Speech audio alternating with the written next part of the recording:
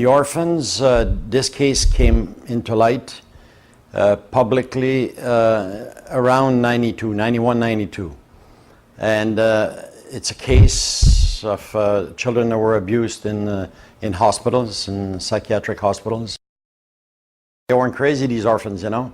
They were all sane children that were, that were placed into institutions, psychiatric institutions, in order to collect federal funds, you know.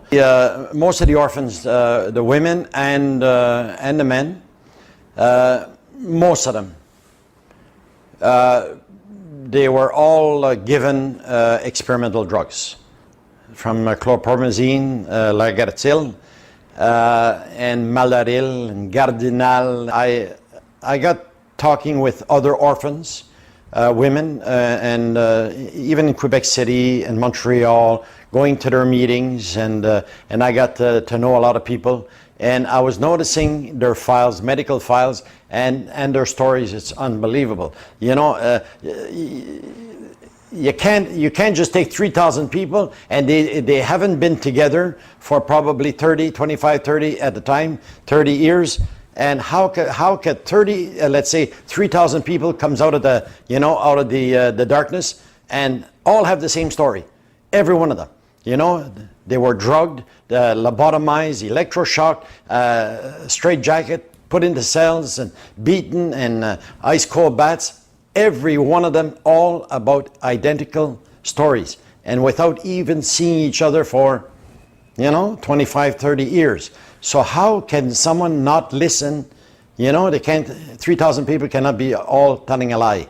I believe, that somebody should have stepped forward, and, somebody in that government or any of the past governments or the president step forward and say, enough is enough, and acknowledge what happened. And this is Quebec history. One of the biggest cases, I believe, of children that were abused in institutions. The biggest write-up that we had was done by Christine Hahn, Freedom. This was the biggest article and the best. I got to thank Freedom for what they did. This must have been a huge job to do, to translate the Freedom story that they did on the Duplessis orphans to French. And this here was throughout the orphans and the people here, they just loved it.